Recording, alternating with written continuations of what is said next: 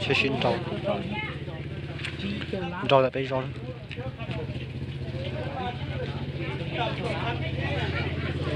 现在một thao ấy bác sĩ tua rồi cho nó cái寻找này. Chúng sai hứng nữa.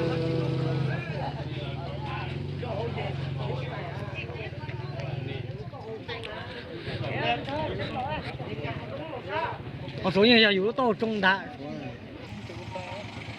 Chúng sai hứng nữa, chế gì có yếu xong nó chế quật ta đấy.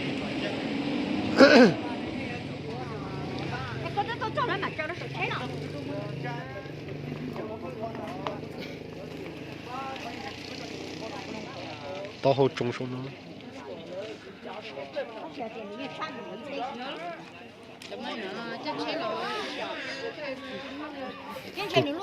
Tôi chứa nó rồi tới nha.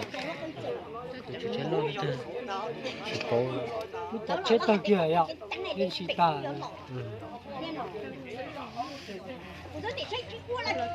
Chết lúc chảo tơ kia. Rau tôi kể lệ.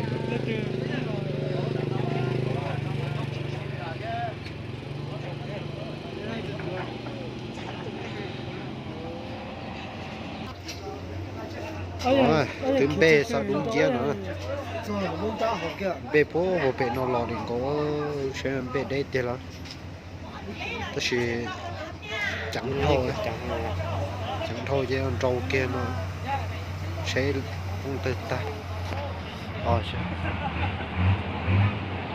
Đây nó chết thở.